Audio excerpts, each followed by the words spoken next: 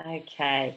Hello, and for the fifth time, welcome everyone to today's 112th Connect and Share. Laurie sends her apologies today. She's at another conference presenting as we speak. Thanks for your patience while we ironed out a couple of technical difficulties. So before we start, I'd like to acknowledge the traditional owners of the land we all work on. I'm currently on land of Bidjigal and Gadigal people, and I pay my respects to elders past, present and emerging. Just to go through a few need to knows to start with. Laurie's sort of been really advocating for the industry at the Jobs and Skills Summit. And I guess some of the key takeaways at the moment are leading to a more skilled workforce, and really addressing, one of the key things is really addressing skill shortages and strengthening the migration system so that more of the skilled migrants can enter our country to join the workforce in the outdoor industry. And definitely looking at addressing wages and workplaces. And more immediate actions that have come about from the Jobs and Skills Summit, looking at equal opportunities and barriers to employment, particularly for parents and people with a disability and people from different communities within Australia. And definitely looking at maximising jobs and opportunities for our industry. Last week we had a representative from Bhatia Perry Lawyers, and they talked a lot about our obligations to do with risk management in the outdoors. If you have a look at the website, you can get a recording of that discussion and get some, if you weren't able to listen to it last week, just go to the website and you'll be able to get the full recording of what was discussed there. Another key thing, if you haven't heard already, is that the lightning policy has changed in response to a decision made by one of our subcommittees. Just have a look at that document, which is also on the website, and it's just sort of talking about new directives in terms of mitigating any impacts of potential lightning. ANZCO, so that's about the classification of occupations, and the consultation has started at the moment, and but unfortunately it hasn't included the outdoors in the 2021 update for the census and with all the data at the ABS. So they're seeking submissions, and if you go to that website, which is also, you can find that information on the Outdoors New South Wales ACT website as well. And they're looking at submissions at the moment, which close on the 28th of September, to really give our industry a voice through the ABS, and then it sort of trickles down through the rest of the industry. Now, here we have Laurie with a few words for us. Hi everyone, sorry I can't be with you today. I will be at this point in time probably speaking on stage at the Best Western Hotels Regional Conference. So apologies I'm not with you, but I wanted to share some information which is hot off the press. And again, thank Helen very much for holding the fort while I'm running around the countryside. The ABS, I was having a discussion with them in reference to the ANZCO codes, and you know that this has been a situation that we've been watching closely and trying to align a lot of our workforce and our career options with the ANZCO codes. And at the moment, they're doing a bit of a review on some of the emerging codes. We are not included in that. That's mainly around the construction industry. So I've reached out to the ABS and they will be coming on a Connect and Share in November, when they will launch the review process for a lot of the other industries that they have now got approval to review. So look forward to having Kirsty online with us on the 11th of November. But until then, if you could certainly also jump on the current review and just voice your concerns or your thoughts on the ANZCO confusion in the outdoor industry. That will certainly help in collecting some of that content for them when they get to the stage of the official review. They did say they're going to keep everything that is put through into this review. So I thought I'd just quickly share that with you, in addition to what Helen's presenting with you today. Thank you. So that was great to hear Laurie's very informed perspective on that side of things. And the Fair Work Ombudsman has decided that Laurie's better to talk about this next week, because I'm not too sure of all the details. But you can see the information there from the Fair Work Commission, and I can pop that website in the chat after we've finished talking here. And I guess a few ways to get involved. So there was going to be a briefing of the Visit Canberra Tourist Bureau that's been delayed. That was delayed due to an illness, and there'll be a new date coming out soon for the Visit Canberra Information Expo. There's a call at the moment for new directors of the board, and particularly looking for women and diversity on the board at the moment. So put your hand up. We'd love to have more people and and a more diverse representation of the industry, so we can get all our voices out there. The submissions for that close the 17th of October. So jump on there and nominate someone or yourself. We'd love to have you. How many positions are there on the board, Helen? I think there's 3 that are available, but Right. Don't quote me on that. Yeah. You're best to speak with Laurie about that info. Another few events that are coming up in November are some outdoor careers expos, and we're doing these in partnership with the Regional Education and Industry Partnership, which is a kind of Department of Education partnership. And we're going to a couple of locations around regional New South Wales to build the awareness of the outdoors as a career for young people who are just leaving school.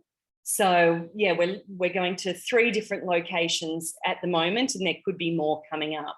So if you are in a regional area, either in the Central Coast, Newcastle, Northern New South Wales, or around the Ulladulla area, get in touch with us and we can give you some more information about how to be part of this expo that's coming up.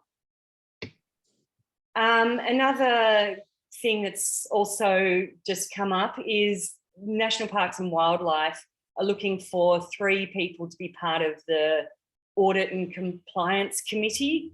So that's for a term of 3 years, and it's just a really good way to, again, have your voice in the industry and, be part of something to steer the future of national parks. And there's a few criteria there, but just get in contact with us and we can give you the details of that. Also, 24th and 25th of November is the masterclass, which is going to be 2 jam-packed days down in Ulladulla with the industry, just going through a whole range of workshops. It's quite different to the NOEC, a conference, because it's really hands-on, and you'll go away from that with some great skills that you can use in your business or organization. So get in touch with us if you haven't already registered for that. The graduation is coming up for our first mentoring program from this year, and that's on the 25th of October.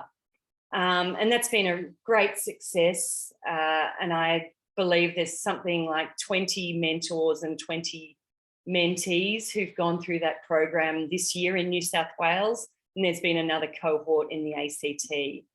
But we'll be doing another program early next year, and you please express your interest in being part of that for next year. I've been part of the one this year, and it's been a really valuable, I guess, contribution and just understanding of where other people are at in the industry.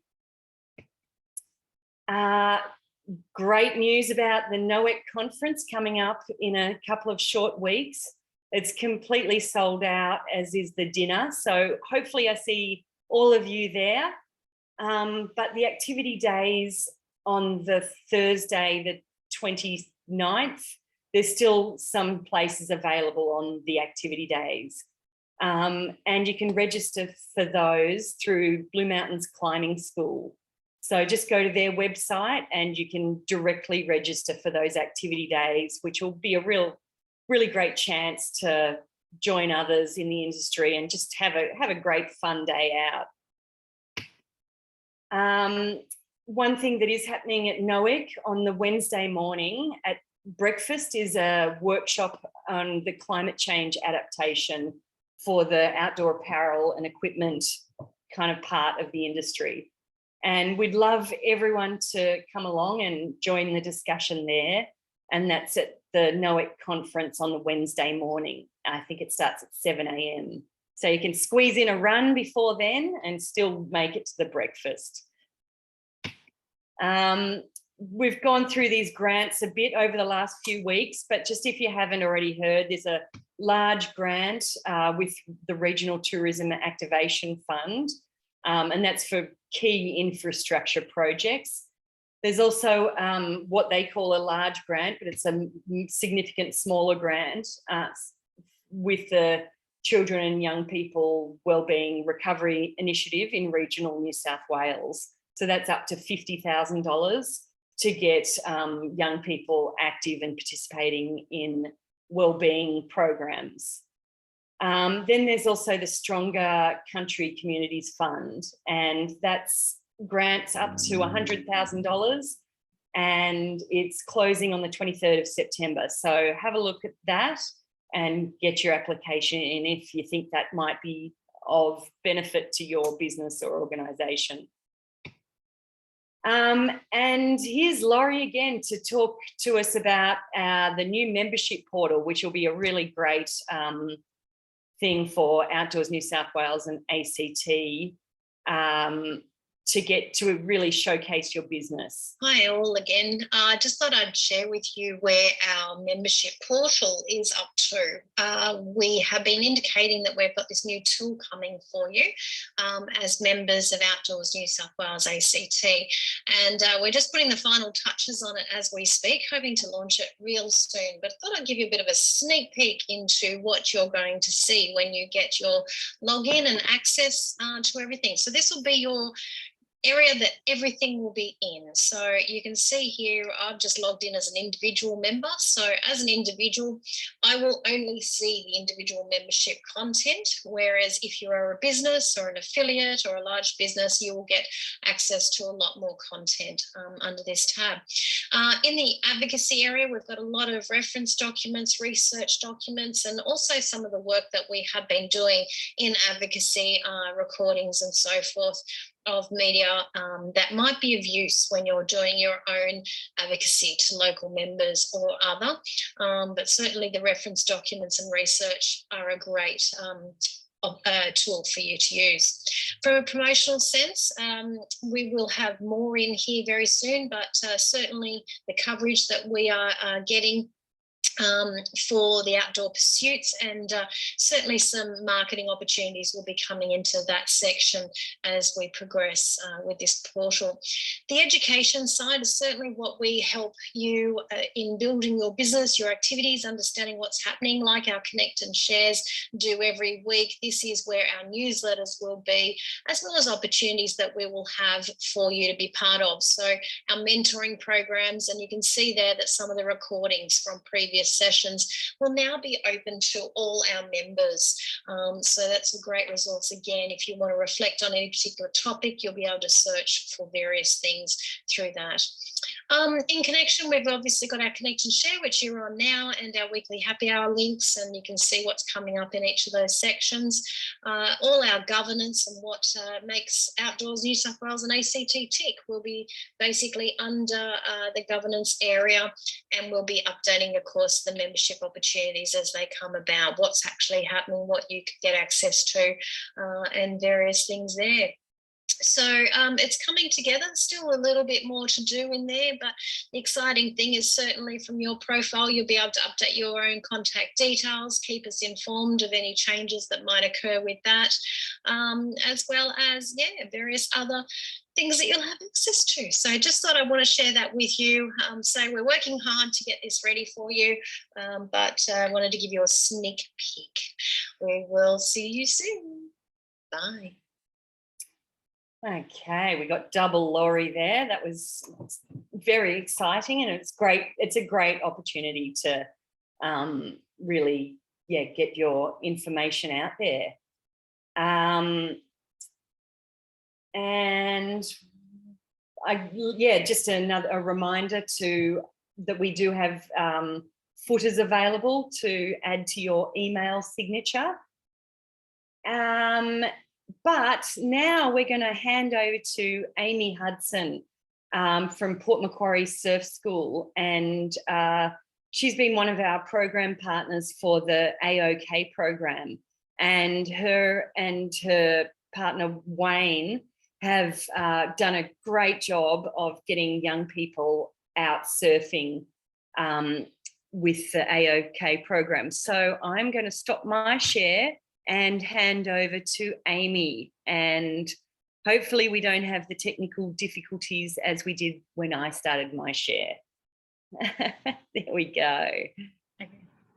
All right. Hello, everyone. I'm Amy. Thank you, Helen, for inviting me today.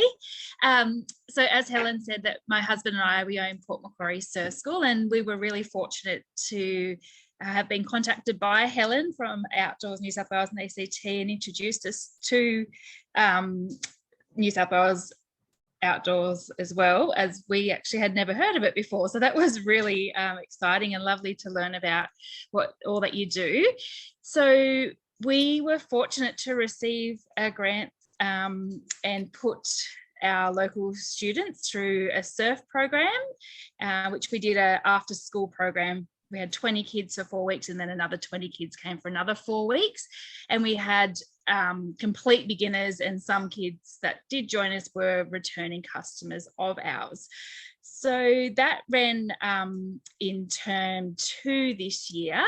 And then we moved on to doing a camp during the July school holidays for 60 very lucky local kids.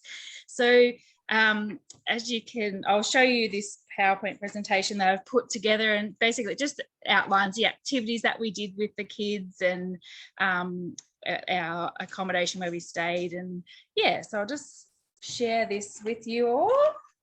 If I can work it out. As I said, I'm not that clever at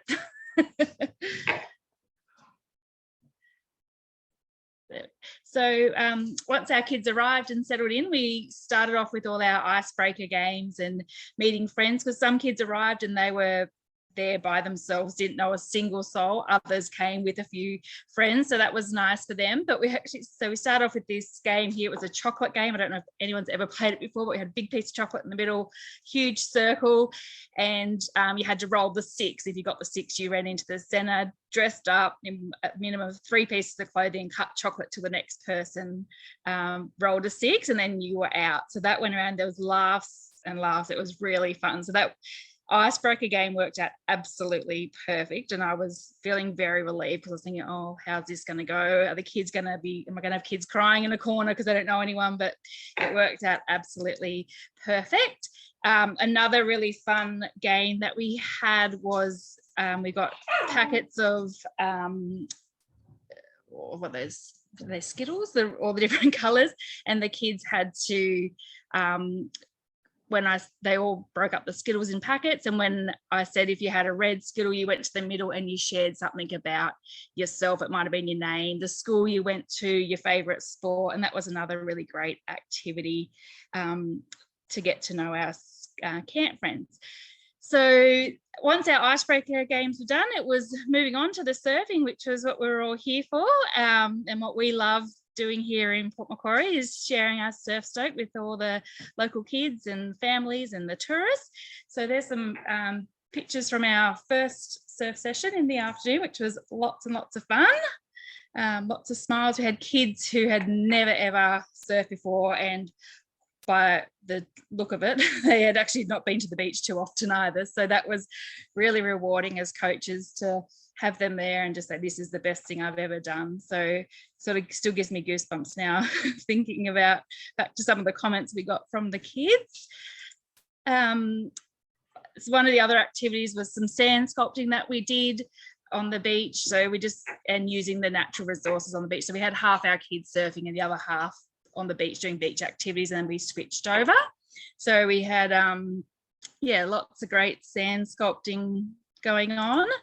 The other thing we did was with the beach games, we did a beach relay. So you can see here they were in 2 teams, and we set up using our surfboards an obstacle course, and the teams ran through and they were cheering each other on and had lots and lots of fun. We did this about 2 or 3 times because kids wanted to do it more and more. So that was a good thing, and just a great way of using our resources from the surf school as opposed to getting extra people in or spending lots of money. We're just using the resources that we had on the beach. So that was fun. That's them there running up, cheering on and tagging the next kid.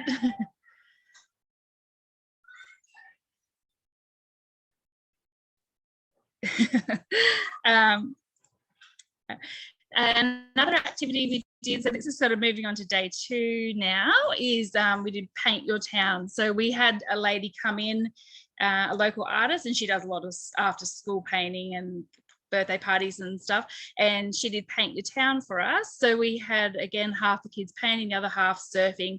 At the beginning, the kids were like, oh, there's no way I'm doing this, there's no way I'll be able to do it, and then about sort of halfway through they could see that, wow, I can do this. And it was at the end, there's some of the finished products, or nearly finished. They were all incredibly proud of what they did. There's some more fun activities. We went to the Marine Discovery Centre and learned about all marine life. So we learned about sharks and whales and land formations here, and used the microscopes. And we also went to putt golf. So that was lots of fun. We did a slime making night over here. That was a huge hit. After dinner one night, we went to the hall and did activities. So the slime making was big.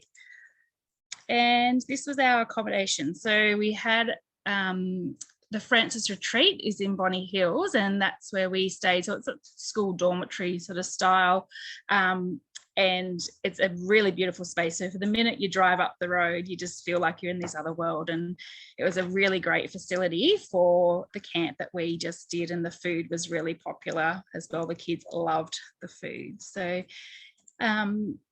so that was the camp that we delivered to all our lucky local kids. And from this program, we actually had some kids join up to our term 3 after school surfing program, which was fabulous for the roll on, and the active kids vouchers, which are given from the government, have been really popular in our business. We have had these for a while, and we've had kids doing surfing because of this access to these vouchers, but we have sent out emails reminding people that the vouchers are available and to use them and to keep surfing and keep being active, and looking after their well-being as well. So that's that's a camp that we set up using our grant, which was absolutely fabulous. And but did you have any? Do I need to say anything else, Helen? No, that's great. But does anybody have any questions for Amy? Any questions, anyone? No.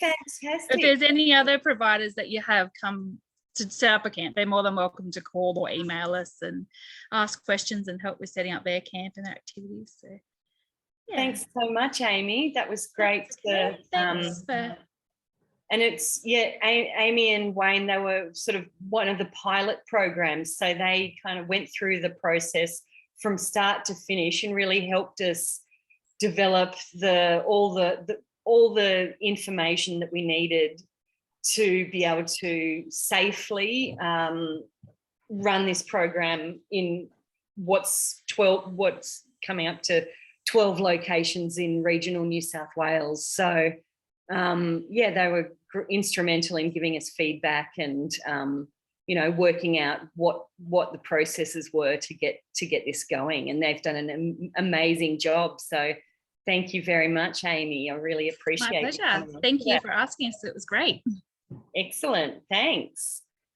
And I will play, just to finish us off before we go to any questions, if I can, if my screen shares again, hopefully this won't, if it doesn't, then we won't do it. But I would just like to play a little excerpt from NBN News when Amy and Wayne were doing the after school program. The NBN News team came along and did some filming, and some of you may have seen this before, but this was just a little excerpt from it. Is it coming up? It goes to the news page, but here it may be.